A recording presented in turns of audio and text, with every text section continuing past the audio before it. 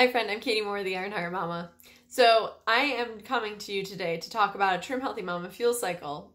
Is it even worth it?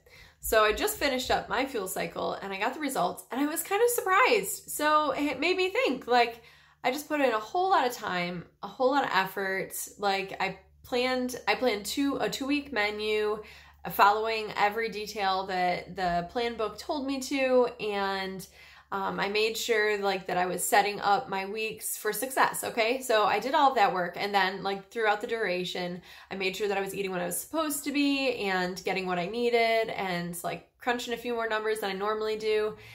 And yeah. And so then I finished it up. So let me just give you my start. I did all my numbers and, and we'll go from there. Okay.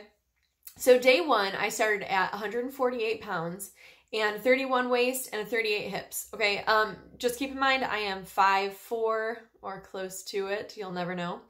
And so I'm a very muscular build. I'm a little Irish German mix here. So I've got a shorter, denser build. Okay. And then, so I took those measurements, and my plan was not to really measure. I don't want to do this every single day. It's just going to be at the beginning and at the end.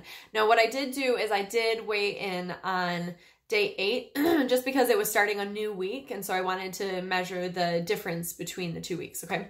So day 8, I weighed myself and I was at 146. So 2 pounds. Woohoo. Okay. And then the day after the last day, so on day 15, which I had finished up the fuel cycle, I weighed myself the next morning and I was at 148. What? I just did this 2-week fuel cycle and I am just the same as when I started. I actually gained 2 pounds back from after the first week. So I was like, oh my goodness, I don't know that this was worth it. And then, after that, I also I measured myself and I had a 30-inch waist and 37-inch hips. I have to look at all my numbers here. And so there was an inch difference on both, but I was still like, wow, I still don't really feel like that was much of anything. Was this even worth it? Okay. So then after that, I don't know what made me think to do this, but 3 weeks ago, I had a pair of pants that I could not even button. My husband was there and I'm like, yep, nope.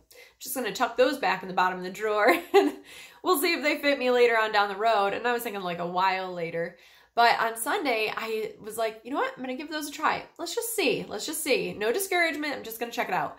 And they fit really well. Actually, it looked really good. I was surprised where I could not even button them before. And then this Sunday, I put them on. They were comfortable. They looked fabulous. So, okay. So saying all of that, okay, so we did see a non-scale victory. Those are definitely something to celebrate. Also, it is possible that when you weigh yourself and when you're taking measurements, so I didn't measure my arms, I didn't measure my thighs, I didn't measure any of that. I just did 2 standards and then that was it. So I must have lost some fat somewhere else on my body as well and saw it, and I was able to wear those pants. So that was awesome. Okay, so that's one good thing, but still I was like, all right, was that really worth it? Because those 2 weeks can be really intense sometimes. 1 week isn't so bad. So if you're just starting into fuel cycles, I would recommend that you start with a 1 week and not the 2 week. Okay. So again, was this worth it? Okay. Let me back up now, because you've heard about what happened with this fuel cycle. Let me tell you about the last one.